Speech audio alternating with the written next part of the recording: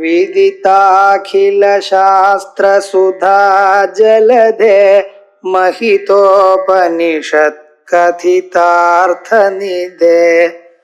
हृदये कलये विमलं चरणं भवशङ्कर देशिकमे शरणम् करुणावरुणालय पालय मां भवसागर दुःखविदूनहृदं रचयाखिल दर्शन तत्त्वविदं भवशङ्कर देशिकमे शरणम्। हरि ओम सदाशिवसमारम्भां शंकराचार्यमध्यमाम् अस्मदाचार्यपर्यन्तां वन्दे गुरुपरम्परां श्रुतिस्मृतिपुराणानामालयं करुणालयं नमामि भगवत्पादं शङ्करं लोकशङ्करं शङ्करं शङ्कराचार्यं केशवं बादरायणं सूत्रभाष्यकृतौ वन्दे भगवन्तौ पुनः पुनः ईश्वरो गुरुरात्मेति मूर्तिभेदविभागिने व्योमवद्व्याप्तदेहाय दक्षिणामूर्तये नमः। गुकारस्सन्धकारो वै ऋकारस्तन्निवर्तकः अन्धकारनिरोधित्वात् गुरुरित्यभिधीयते। ओम सहनाववतु सहनौ भुनक्तु सह वीर्यङ्करवावहै तेजस्विनावधीतमस्तु मा विद्विषावहै। ओम शांति शांति शांतिः।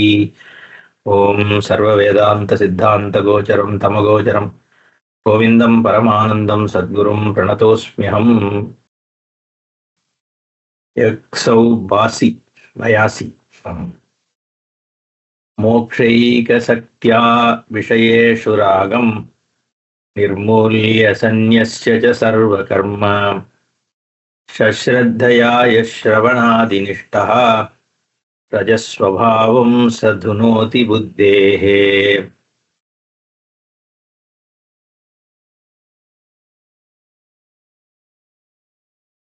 कौन कैसे रजस्वभावं धुनोति।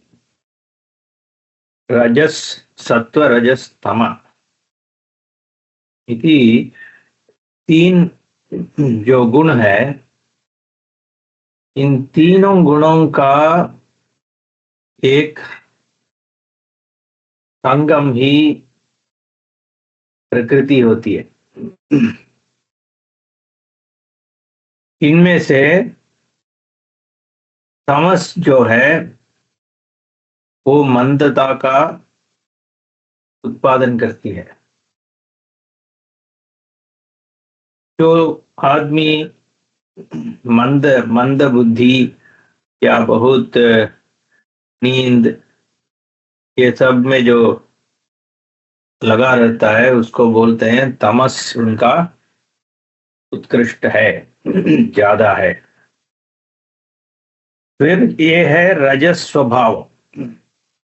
ये रजस जो है वो आदमी को काम करने में लगा देती है। बुद्धि जो है बहुत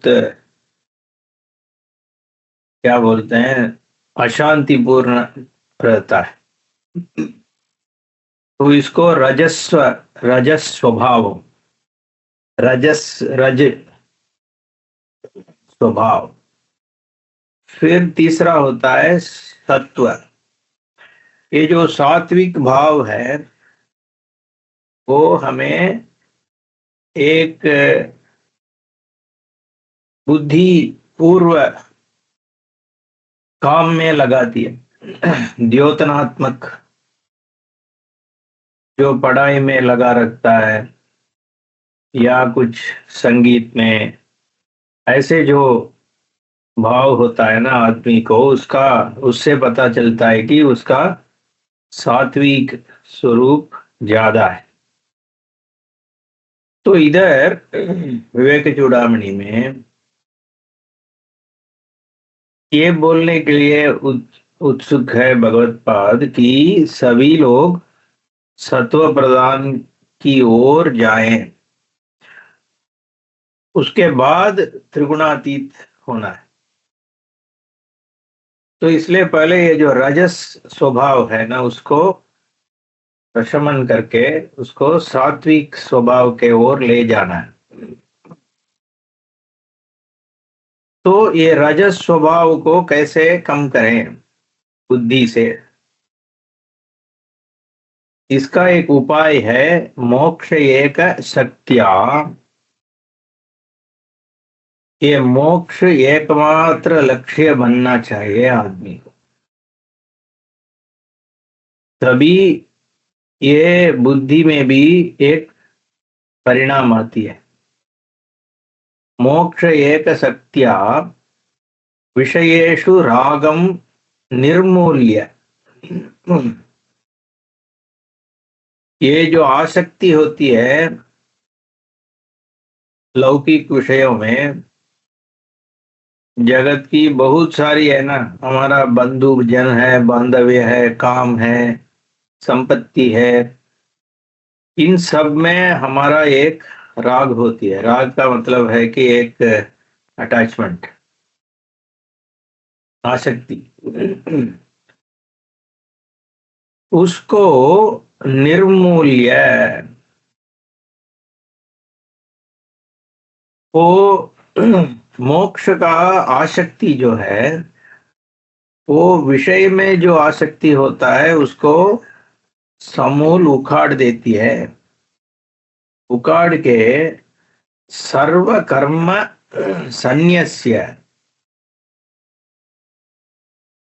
ये जो भी काम है उनको भी छोड़ देना। क्यों? क्योंकि अब तो हमारा एकमात्र लक्ष्य है कि मोक्ष पाना है।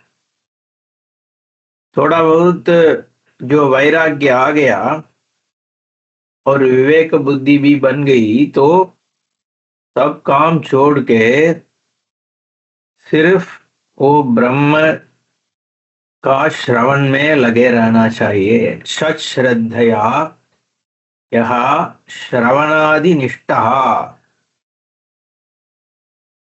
ये मोक्ष जो है वो श्रवण से ही मिलता है। श्रवण का मतलब है गुरु से शास्त्रों का पढ़ाई करना, सुनना। ये ऐसा कैसे हो सकता है कि सिर्फ श्रवण से ही मुक्ति मिल जाता है? ये इसलिए संभव है क्योंकि स्वरूप से हम पहले से ही मुक्त ही है। अगर बद्ध है, सच्चाई से कोई बद्ध है, कोई छोटा सा आदमी है, छोटा सा जीव है, तो वो कभी मुक्त नहीं बन सकता, क्योंकि उसका स्वरूप ही मुक्त स्वरूप नहीं है। कोई भी चीज अपना स्वरूप नहीं त्याग सकता है। अग्नि का स्वभाव है, स्वरूप है उष्णता। तो ये आग का स्वभाव उष्णता है। आग कभी उष्णता को त्याग नहीं सकता। अगर वो त्याग कर दिया तो उसका मतलब नहीं ये है कि वो अग्नि ही नहीं है, आग ही नहीं है। इसलिए कोई भी चीज अपना स्वरूप नहीं त्याग सकता है। तो इसलिए क्या, अगर मैं वास्तव में एक जीवात्मा ही हूं, वास्तव में ये जो संकोचित छोटी सी मेरा स्वरूप है, तो मैं कभी मुक्त नहीं बन सकता, मुझे मोक्ष की संभव ही नहीं है। लेकिन हमारे शास्त्रों ये बोलती है कि तुम तो अविचार से, बिना विचार करके खुद को एक जीवात्मा मान रहे हो, तुम अपने को एक ये शरीर मान रहे हो। आज तक उसका कुछ विचार नहीं किए हो, ठीक से देखे भी नहीं हो कि तुम हो कौन। तो शास्त्र ये दिखाती है कि तुम्हारी असली स्वरूप जो है वो परम ब्रह्म ही स्वरूप ही है। एक ही वस्तु है, वो है परम ब्रह्म, उसके सिवा और कुछ भी नहीं है जगत में। ये जो भी दिख रही है वो भी वही एक परम ब्रह्म ही है। लेकिन हमें तो ऐसा दिखता नहीं है, हम तो इतने सारे चीज देखते हैं। ये शास्त्र कुछ बोलने से हो नहीं जाएगा ना कि सब एक ही है। तो इसलिए शास्त्र बोलते है तुम मेरे ऊपर विश्वास रखना नहीं है, विश्वास के लिए नहीं बोल रहा हूं मैं। शास्त्र बोलती है कि मैं तुझे ये दिखा सकता हूं, दिखा सकती हूं। जैसे रामकृष्ण परमहंस जी ने स्वामी विवेकानंद को बोले थे, भगवान को मैं देखता भी हूं और तुझे भी दिखा सकता हूं। ऐसे ही श्रुति शास्त्र बोलती है कि इसको देखना संभव है, स्वरूप का दर्शन संभव है, वो शास्त्र के द्वारा मिल सकती है। इसलिए क्या करना है? श्रद्धया श्रवणादि निष्ठा, श्रवण करना चाहिए, क्योंकि स्वरूप का ज्ञान श्रवण से ही मिलता है। तो अगर ऐसे करते रहोगे तो ये रजस स्वभाव जो है वो अपने आप कम होते जाएगा। तो ये मनोमय कोश में सात्विक स्वभाव का जागृत करना चाहिए। लेकिन ये भी समझना है कि ये मन जो है वो क्या आत्मा है कि नहीं है, इसमें शास्त्र का क्या दृष्टि है। यही अगले श्लोक में बोलते हैं 183, मनोमयो नापि भवेत् परात्मा याद्यन्तवत्वात् परिणामी भावात् दुःखात्मकत्वात् विषयत्व हेतोः दृष्टा हि दृश्यात्मतया न दृष्टः।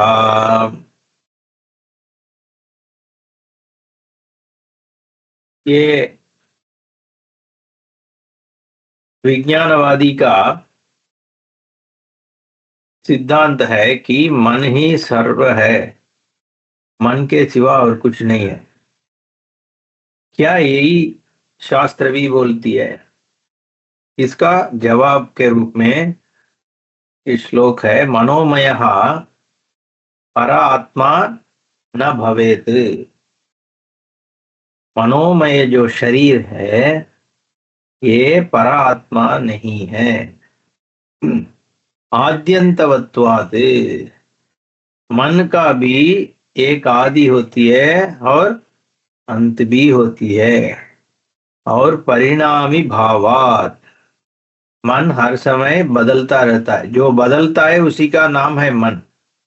अगर वो नहीं बदला तो मन ही नहीं है। मन को कैसे पहचानते हैं? वो जो बदलाव से ही पहचानते हैं मन है। तो परिणामी भावात, उसका स्वभाव है परिणामी। दुःखात्मकत्वात् विषयत्व हेतु हो दृष्टा ही दृश्यात्मतया न दृष्टः। तो ये जो दृष्ट पदार्थ है वो सब दुखात्मक है, और ये मन भी दुखात्मा है।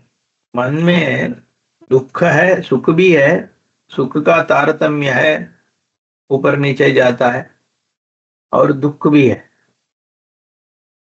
तो विषय का जो अनुभव मन में ही होता है, लेकिन जो मन में जो परिणाम हो रहा है वो सब दृश्य ही है। क्यों? दृष्टा उसको पहचानता है। मैं ये बोल सकता हूं कि मेरे मन में अब ये विचार चल रहा है, मेरा मन दुखी है। ये सब कैसे बोल सकता हूं? क्योंकि मैं दृष्टा हूं। मेरे मेरे मन को मैं साक्षी के रूप में हर समय दिख पा रहा हूं, देख पा रहा हूं। तो इसलिए वो परा आत्मा नहीं बन सकता, क्योंकि आद्यंतवत है। मन का तो हर रोज आदि बनती है। जब मैं नींद से उठता हूं तभी तो मन का आदि होती है हर दिन। और वैसे भी जब बचपन से मन थोड़ी दिन के बाद ही उसका फलना हुआ, और हर रोज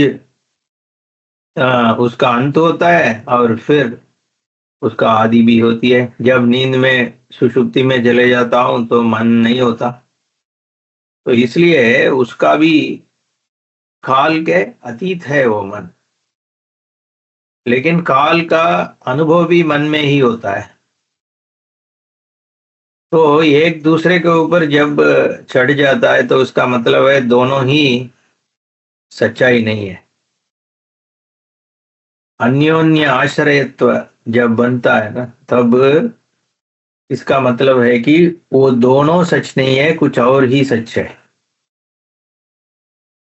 तो परिणामी भी है मन, परात्मा का आदि नहीं है, अंत नहीं है, परिणाम नहीं है, वो दृश्य भी नहीं है और दुखात्मक नहीं है। शास्त्र बोलते हैं वो सुख स्वरूप है। तो इसलिए हर एक स्वभाव से मन परात्मा नहीं हो सकती। लेकिन वो विज्ञानवादी और वो कुछ दर्शन वाले ये बोलते हैं कि मन ही सब कुछ है। क्षणिक विज्ञान, जो विज्ञान है उसीलिए जगत है, अगर विज्ञान नहीं है तो जगत नहीं है, इसलिए जगत और विज्ञान एक ही है। लेकिन बिना विज्ञान मन भी आत्मा की अस्तित्व अपने ही नींद में है। मन नहीं है लेकिन आत्मा तो है, इसलिए तो जाग लेता है। तो इसलिए मन न होते हुए भी आत्मा है, ये तो अपने आप स्वयं सिद्ध एक तत्व है। 184, अभी मन का हो गया, अभी बुद्धि। बुद्धि को विज्ञान में कोश बोलते हैं। बुद्धि इंद्रिय सार्धम सवृत्ति कर्तृलक्षण विज्ञानमय कोश स्यात् पुंसः संसार कारणम। बुद्धि उनके इंद्रियों के साथ विज्ञानमय कोश बनता है। उसका स्वभाव है, स्वरूप है कर्तृलक्षण। कर्तृत्व का जो आश्रय है वो उसको बुद्धि बोलते हैं। भोक्ता तो आनंदमय में है, कर्ता विज्ञानमय का है। तो इसलिए इधर बोलते हैं विज्ञानमय कोशः स्यात् पुंसः कर्तृलक्षणः। इसका लक्षण होता है कि हम कर्ता, इसका वो निश्चय कर लेता है। वो अंतःकरण, उसका नाम है बुद्धि। ये जो अंतःकरण है उसका 4 स्वरूप है, मन बुद्धि अहंकार चित्त। इन चारों एक साथ उसको अंतःकरण बोलते हैं। तो इधर संसार का कारण ही ये कर्तृत्व ही है। कर्तृत्व अहंकार ये सब एक ही है। ये जो अहंकार के कारण ही और सब इसके ऊपर चढ़ जाता है। तो कर्तृलक्षण विज्ञानमय कोशः पुंसः संसारस्य कारणं स्यात्। यही 5 कोशों में एक जैसे प्रधान है, ये और आनंदमय कोश, जिसमें वो भोक्ता है। भोक्ता है के कारण ही करता है। कर्ता क्यों काम करता है? क्योंकि वो भोक्ता का सुखानुभव हो, इसी के लिए ये काम करता है। भोक्ता का ही एक और परिणाम है कर्ता। वही कर्ता जाके काम में लगता है। तो इसलिए ये संसार का मूल कारण होता है ये विज्ञानमय शरीर। उसके बाद बोलते हैं 185, अनुव्रज चित प्रतिबिंब शक्ति ही विज्ञान संज्ञ प्रकृतेर्विकारः ज्ञानक्रियावानहमित्यजस्रम् देहेन्द्रियादिष्यभिमन्यते भृशम्। ये इसमें एक द्विधा आती है, कंफ्यूजन। क्या है? ये अहंकार और पर आत्मा में क्या फर्क है? यही तो चिदाभास बोलते हैं। इनमें चिदाभास और चित्त में फर्क क्या है? और इधर अहंकार का जो आधार है वही तो परम ब्रह्म भी है। तो इसलिए इसके बारे में कैसे समझें? ठीक है, लेकिन ये भेद क्या है इन दोनों? वही तो इस श्लोक में बोलते हैं, अनुव्रजत चित्त प्रतिबिंब शक्ति ही। ये चित्त प्रतिबिंब शक्ति,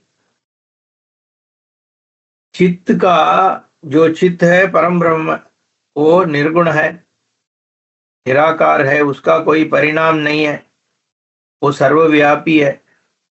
लेकिन उसमें कोई वृत्ति नहीं होती है, वो अपने को एक संकुचित संकोचित नहीं समझती है। तो लेकिन इधर भी चित्त है, वो भी अनंत अनंत निराकार निर्गुण स्वरूप भी है, निरवयव चित्त। दोनों में से क्या फर्क है? ये जो चित्त है ये चित्त प्रतिबिंब है, स्वरूप से ये चित्त ही है, लेकिन ये थोड़ा संकोचित है। कैसे? किसके कारण? अनुव्रजत चित्त प्रतिबिंब शक्ति ही। ये जो शक्ति आती है ना, तो इसका मतलब है वो सिर्फ चित्त नहीं है, क्योंकि वो चैतन्य मात्र का कोई शक्ति अपने आप में नहीं है, वो शक्ति सब मिथ्या है। ठीक है, इस शक्ति को प्रकृति बोलते हैं। प्रकृते है विकारः विज्ञान संज्ञः। ये जो चित्त प्रतिबिंब है वो प्रकृति में चित्त का प्रतिबिंब है।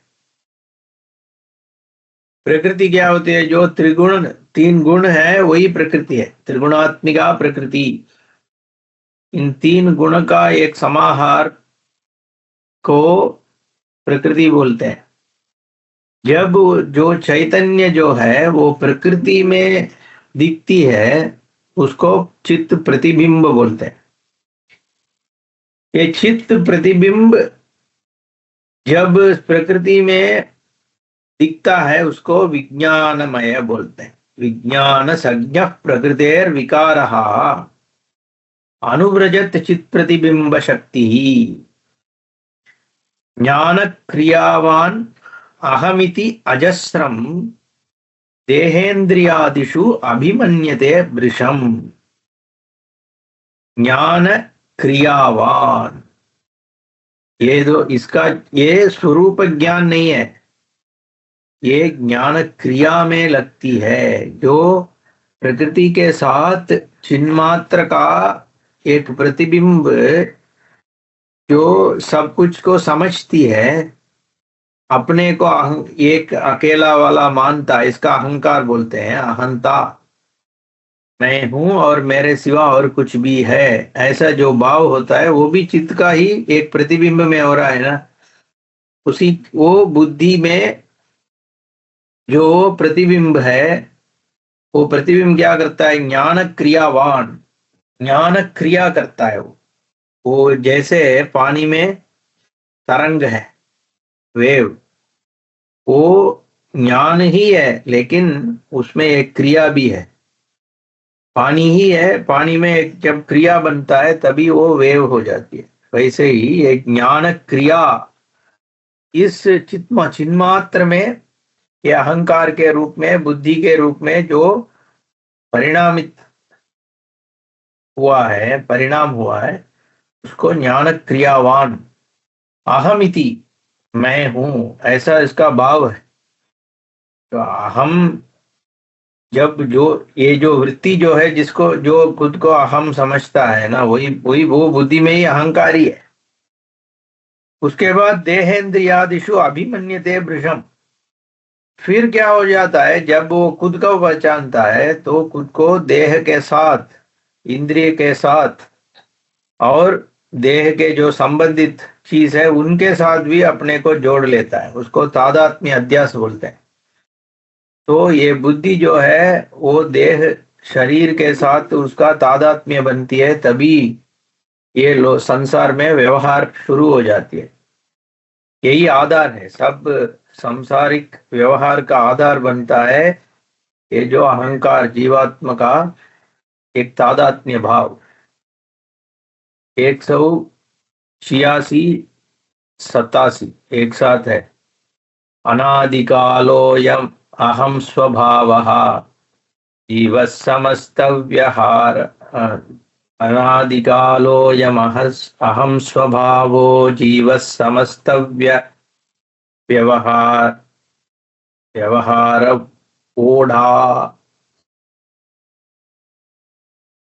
करोति कर्माण्यपि पूर्ववासनः पुण्यान्यपुण्यानि च तत्फलानि भुङ्क्ते विचित्रास्वपि योनिषु व्रजन् नायाति निर्यात्यध ऊर्ध्वमेषः अस्यैव विज्ञानमयस्य जाग्रत् स्वप्नाद्यवस्था सुखदुःखभोगः। अनादिकालः अयम अहम स्वभावः। ये जो अहम स्वभाव होता है ना, जो व्यक्तित्व का पहचान, ये जो व्यक्तित्व का पहचान है उसको अहंकार बोलते हैं, अहम स्वभावः। ये कब शुरू हुआ? क्या ये परात्मा एक दिन आके अहम स्वभाव बना, या इस शरीर का जब जन्म हुआ उस समय ये अहम स्वभाव बनता है? कब बना? इसको शास्त्र बोलती है ये अनादिकालः, क्योंकि स्वाभाविक अपने आप एक अहम स्वभाव हर जीवन का आ जाता है। एक चिड़िया को भी आती है, एक कुत्ता को भी बन जाती है, सबका एक अहम स्वभाव है। का मतलब है ये जो जन्म से होता रहता है, इसका कोई शुरुआत नहीं है। जब हम लोग तो ये पुनर्जन्म का विश्वास करते हैं ना, पुनर्जन्म जब हो रहा है उसका मतलब है कि ये अहम स्वभाव काल से अतीत है। ये सृष्टि काल से ही, जब से भी ये जीवात्मा है, सृष्टि काल के पहले भी है, पूर्व सृष्टि में भी था, इस सृष्टि में भी है, अगले सृष्टि में भी होंगे अगर ज्ञान नहीं पाए तो इसका मतलब है ये जो अहम स्वभाव है वो अनादिकाल से चलते आ रहा है, क्योंकि जीव का स्वरूप ही अहंकार के आश्रित है। अगर अहम स्वभाव नहीं है तो जीव ही नहीं है। तो इसलिए जब से जीव है तब से अहम स्वभाव भी है ही। अनादिकालोऽयम् अहम स्वभावः जीवः समस्त व्यवहार ओढ़ा। ये ओढ़ा क्या है पता नहीं, व्यवहार,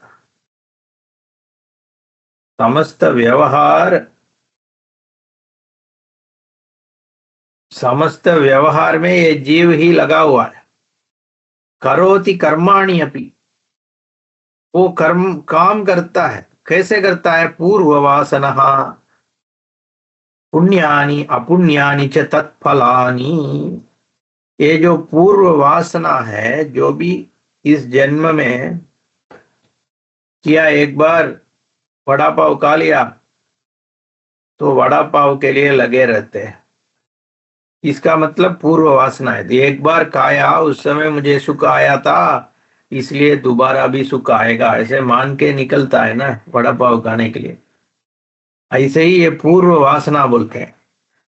और जन्मांतर वासना भी, वो पूर्व जन्म की वासना का भी एक प्रभाव है, ऐसे बोलते हैं लोग। और जो है पुण्य अपुण्य, पुण्य मने पाप, ये भी कर्म करने के लिए एक कारण है। अगर मैं पुण्यवान हूं तो सत्कर्म में लगा रहता हूं, और मेरा बहुत पाप हुआ है पिछले जन्म में, इसका मतलब है कि मेरा रुचि अब भी उसी तरह चलता है। तो इसलिए पूर्व वासना पुण्या पुण्यानि च तत्फलानि कर्मणि अपि करोति, कर्माणि करोति। कौन करता है? ये जीवात्मा काम में लगा रहता है। भुंक्ते विचित्रासु अपि योनिषु व्रजन् न आयाति निर्यात निर्याति अधः ऊर्ध्वमेषः। ये न सिर्फ ये मनुष्य के शरीर में, बल्कि बहुत अन्य शरीर में भी अपने जन्म होता रहता है। ये पुण्य पाप के जो भी कॉम्बिनेशन है ना, संबंध, एक पुण्य का अधिक है तो मनुष्य का शरीर ले लिया, अगर पाप अधिक है तो उसके हिसाब से जन्म मिलता है। ठीक है, तो विचित्रासु योनिषु जो भी हो सकता है, वो जन्म कुत्ता भी हो सकता है, सुअर भी हो सकता है, या तो एक पेड़ भी हो सकता है, या बैक्टीरिया, अमीबा, कुछ भी जिसका भी जीवत्व है, वो कौन जो भी योनि है उसमें अपना जन्म हो सकता है। तो इधर से उधर, उधर से इधर घूमता है आदमी, वो जीवात्मा। व्रजन ने फिर भी क्या होता है? ना आयाति निर्याति, नीचे जाता है ऊपर जाता है। ठीक है, अस्येव विज्ञानमयस्य जागृत स्वप्नादि अवस्थाः सुख दुख भोगः। यही जो विज्ञानमय जो है उसी का भोग है, लेकिन वो आनंदमय का ही है, वो ही भोगता है, लेकिन उसका थोड़ा स्पर्श है इस विज्ञानमय में, क्योंकि इसीलिए वो काम करता है ना, उनका संबंध वो आनंदमय के साथ है।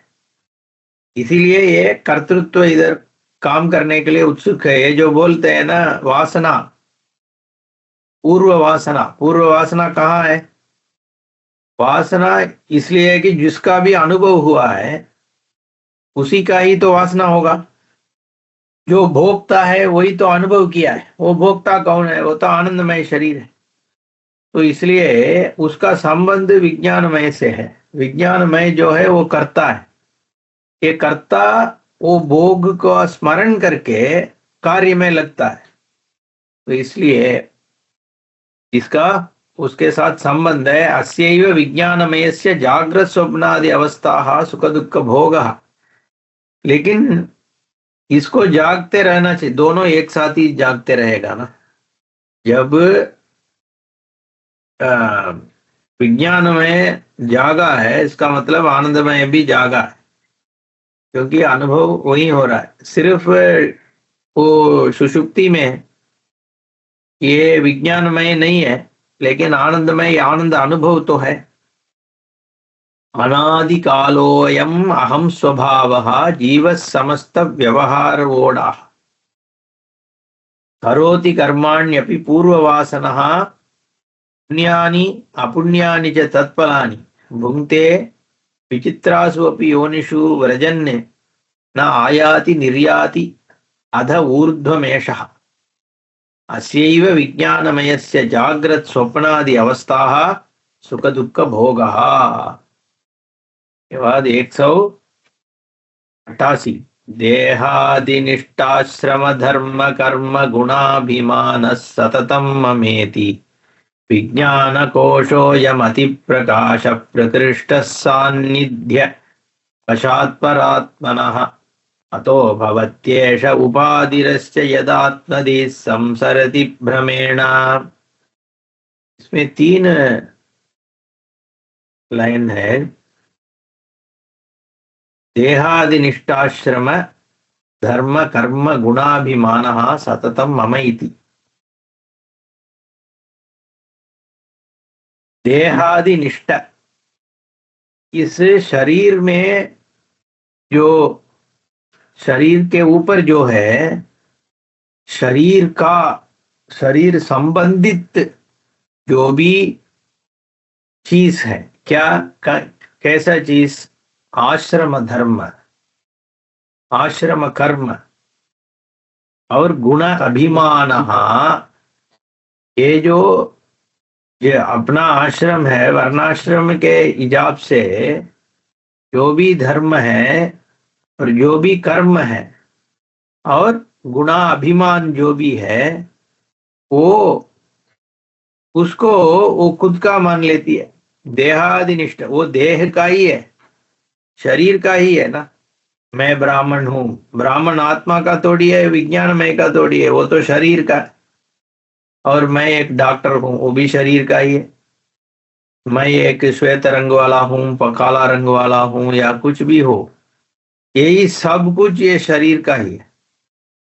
और मेरा ये पति है, मेरा एक पुत्र है, मेरा एक पिता है, मेरा एक दोस्त, ये सब भी ये शरीर का ही है। ये इसलिए देहादिनिष्ठ आश्रम धर्म कर्म गुण अभिमान मम इति सततम, हर समय वो अपना अपना अपना मान लेती है। ये जो विज्ञान में अहंकार है ना, ये शरीर का जो भी धर्म है, कर्म है, गुण है, इसको खुद का मान लेता है। इसको अध्यास है, अध्यास बोलते हैं।